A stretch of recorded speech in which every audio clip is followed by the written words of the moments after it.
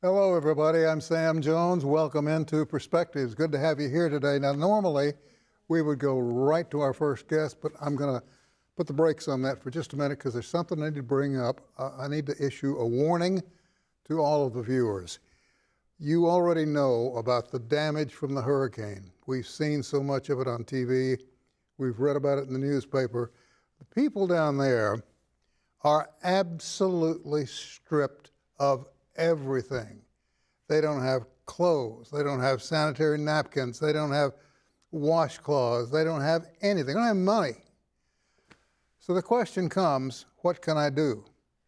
Well, one thing I can tell you don't want to do.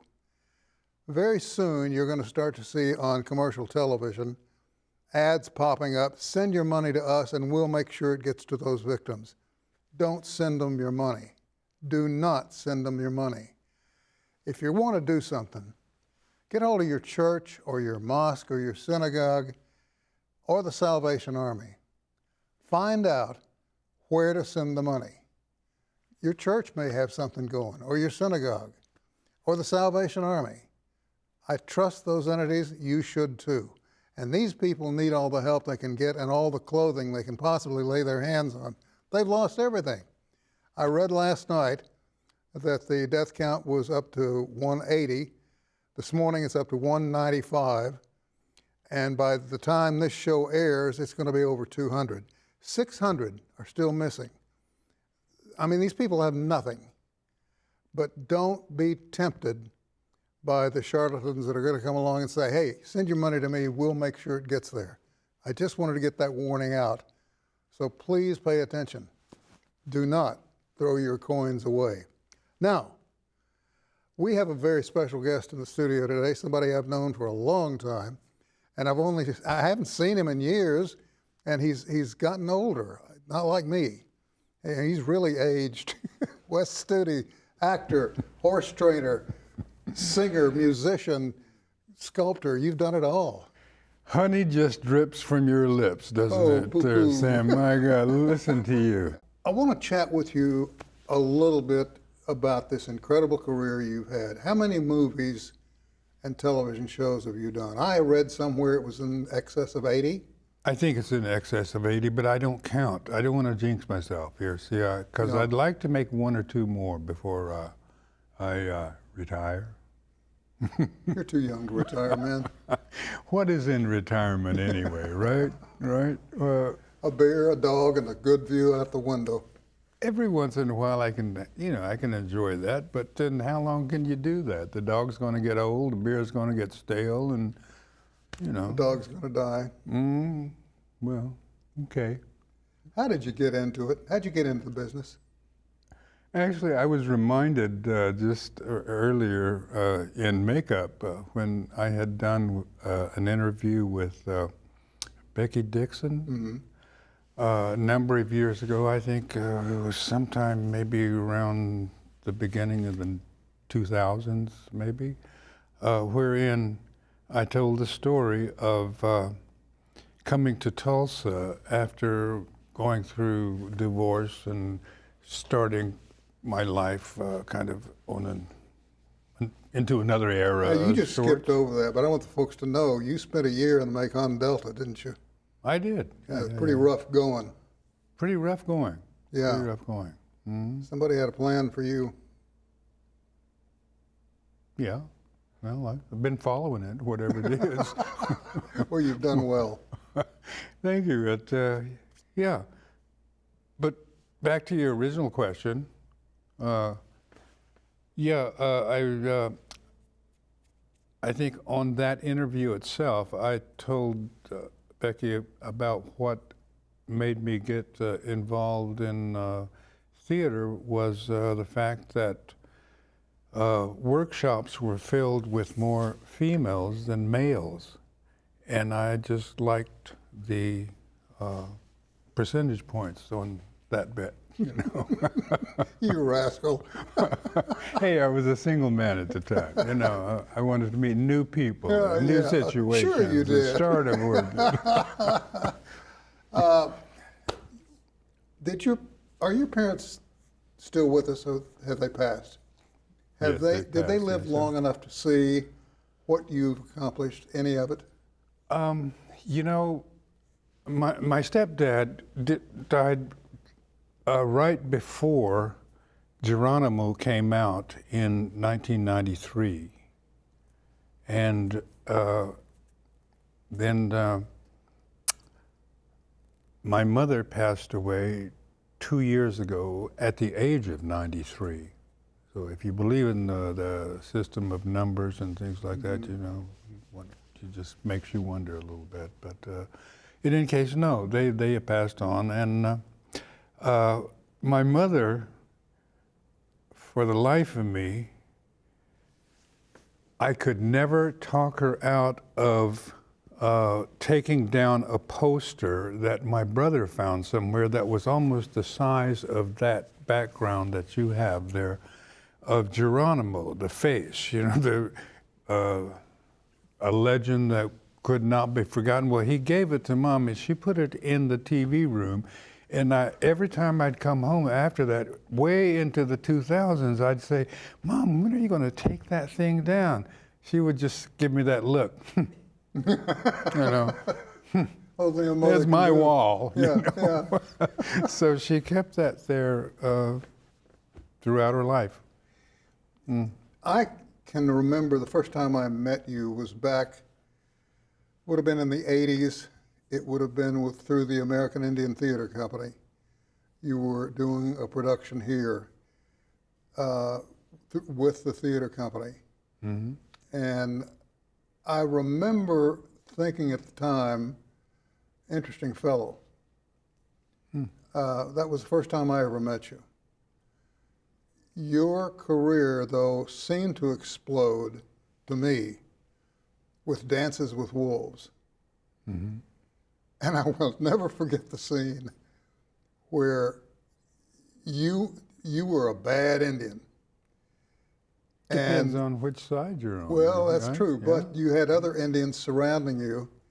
And it's funny to you, too. I know you know where I'm going with this. Yeah. It took 13 or 14 of them to kill you in the movie. Yeah. It was actually more than 13 or 14. It was maybe about 25, 30 or something like Here that. we go. Oh, yeah, I like to remind the Lakota Oglala people up there that, yeah, that was the case. It took that many of you to take out one Pawnee. You know? Well. I think David Carradine was worked a little bit around the time you were here for the theater company. Didn't see much of him, saw a lot of you. And I just remember you as cordial, open with everybody. David. Yeah.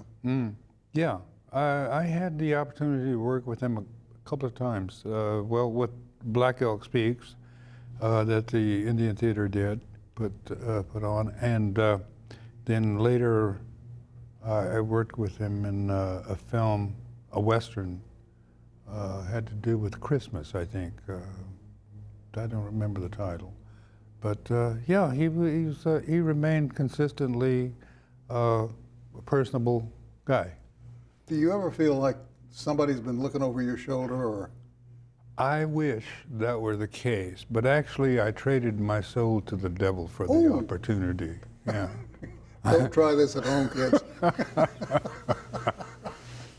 So, you know, in the afterlife, you know, we'll see what happens. Yeah. But yeah, I made a deal and said, okay, take me to the top, or as far as you can push me up there, and we'll see what happens afterwards. Well, you've triggered a lot of moments for me. I didn't know, for example, that you were an Avatar. I had no idea. I was one large blue fella in that. Mm-hmm. And amazingly enough, I got to reprise my character in Avatar 3 just this past February. We shot some scenes and had kind of an old Avatar reunion with James and the producer who we lost, John, just last February. You've got a reputation, Wes, for making sure that how Indians, regardless of the tribe, how they're portrayed on camera, how they're dressed, what they would do, how they would act. Some tribes, particularly the tribes in the plains, were warriors all the time and didn't like anybody very much. We had a few woodland tribes that were that way too. But your reputation for authentic portrayal has been out there almost since the day you exploded on the screen. Where does that come from? That comes from the idea that humans are essentially, I believe, to be good. You know, there's the theory that humans are born good and become bad, or there's that dichotomy of thought on that matter. But I think essentially we are born good, and we do things for good purposes. It's like my character you were calling bad a few minutes ago. The reason he was doing what he was doing was for the good of himself and his people. Mm-hmm. And essentially, I think that's what helps us and hurts us at the same time, because helping his own people meant that he had to destroy others, or at least, conflict has to be resolved one way or another. And I think that essentially, even if the deed is considered bad by society and others around, a person will usually do whatever it is for survival, and it's for the good of themselves and their people in whatever instance they are. And that's what I try to portray in terms of other things like clothing, and or that authenticity helps a film, I think, helps a story in every way you can imagine. And the human element we really have to bring to screen as much as possible, because, you know, the bad guy, you know, is not always the bad guy. You know, it depends on if you're playing the bad guy, you know that you're doing what you're doing not out of malicious things, not malicious reasons, but more than likely you're doing it for the purpose of survival and or that kind of thing. But I'm getting redundant here. Where do you keep your Oscar? In the barn?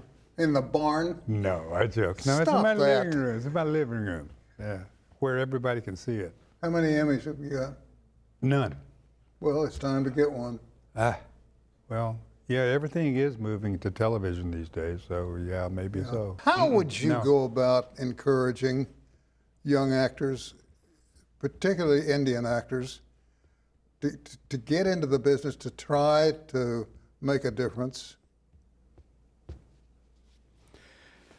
I would simply say that do it for good reasons, and do it for your own, to sustain yourself, but be willing to invest in yourself. You're a good friend, and I appreciate you taking time. Oh, well, I wouldn't have missed it. Oh. They said Sam Jones. I said, hell yeah, let's go. Let's go. Excuse my language. Thank you for joining us. We're all out of time. Go see the show. It's worth your time. In spite of his singing, you're going to love it.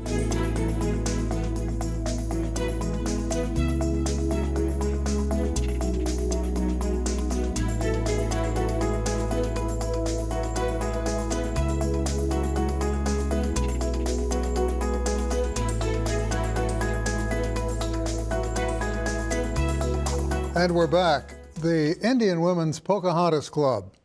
I don't know if you've heard of them or not, but if you haven't, you've been living under a rock. They're perhaps the oldest club in the state of Oklahoma. And right now, they're celebrating 125 years.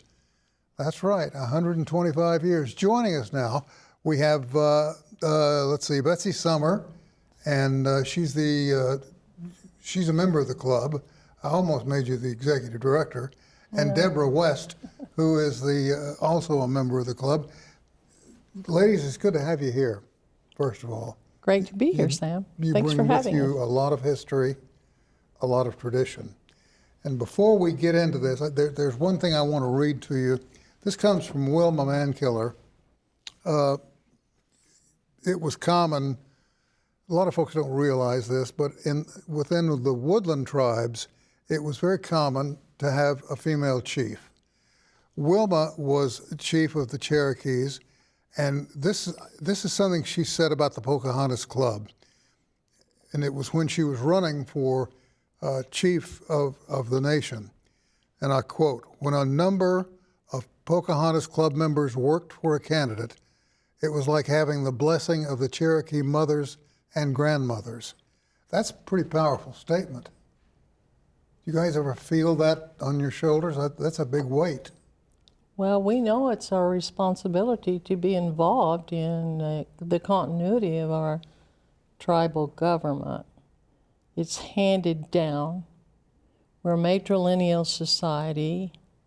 It's not like we have the option of not being participating. It's a part of our heritage. And I think you can see that Debra and our members understand that. It's a great responsibility. There are many times when many of our members would perhaps rather do something, but they know the importance. And I believe as a result of that, our tribal government has achieved great strides. Well, let's clear the air on one thing. This organization is not one of those of busy work. You guys actually do things. You accomplish things, you set goals, and then you achieve them. Education is very important to the Pocahontas Club, is it not? Well, most of our founding members attended the seminary. And for those of you who are citizens, you probably know that the Cherokees had the first institution of higher education west of the Mississippi. And I know personally, I'm thinking about how many of our members have received a law degree and been involved in all different parts of government, and the number will be astounding. I'd like to know that because the thing that set, I think, the Cherokees apart from maybe other groups is they were warriors, but they were warriors, legal warriors, and they have made great strides in our political system and our current. And within the tribe, laws have been enacted and changed by the very women who were involved. And they've raised young men who have gone to law school. Debra, how long have you been a part of the organization? I started in 2009. What brought you in? There was a young lady I worked for an attorney, and this lady would come into the office and she would say, "You need to be a member of this club." And she'd hand me a membership application, and I'd promptly lose it or misplace it. And then she'd bring it in again, and I thought, just fill it out and join. And, and I filled it out, and I joined it. Any regrets? No. No. What have you learned? What have I learned? I've learned so much about our culture. My daughter back in 2007 had a dress made for me, commissioned by one of the Cherokee National Treasures. Mm-hmm. And I wore that dress a few times, and I thought, I'll never wear that dress again. What am I going to do with this dress? Then I joined the club. I have wore that dress out, and I have 2 more since. So I have really enjoyed being a part of the club, being an officer of the club. Today I'm the administrator of the club. And it's just, I love the history. I do the Historical and Cultural Preservation Project, which is digitizing all of the documents, the minutes from 1899 up to now, all of the events that they've done. They're remarkable women. I've found out the remarkable women that have been in the club. I don't know if this book is available. I truly do not. I've never seen it before. But a few months ago, members of the club presented me with this book on the Pocahontas Club. And I've learned more from this book than I have any other book about the organization itself and what you do. And the fact I was so impressed by, and both of you can address this, is the stress that you place on education and how important it is. That's the highest priority for our organization is education. Mm-hmm. Currently, we have 18 scholarships and endowments. We have 10 direct endowments that our club awards the students. Could be male or female, could be, they don't have to be on the reservation or on the Cherokee Nation jurisdiction. And then we have 3 endowments here on this campus and 1 endowment on the OSU campus. And we have a couple of families that sponsor scholarships also. You have a big celebration coming up November 1st at the Hard Rock. Yes. Are tickets available to the general public? Yes. We've been actually selling tables. So the tables are like 1,000. Individual tickets are 125. You can call me at 918-760-0813. And you will be able to fill them in. And I will be able to. The other thing help is, them. you're going to be involved in the Will Rogers Day Parade, November 2nd, which will be broadcast on RSU TV on November 3rd.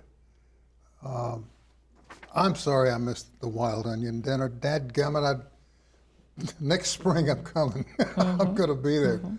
A little bit about the parade itself. Who all is involved in the parade? Well, first off, that morning, on Saturday morning, November 2nd, on Saturday morning, it will be 10 o'clock, we will do our wreath laying ceremony, which we have done every year since the memorial was built, honoring Will Rogers.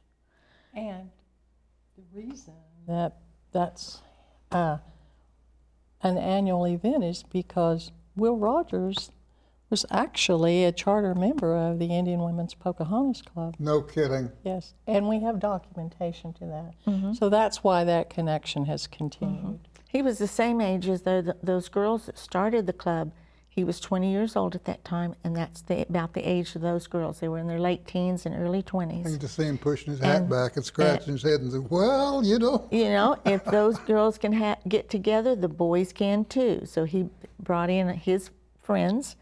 They joined the club. Back then it was just called Pocahontas Club, and it was a pastime club.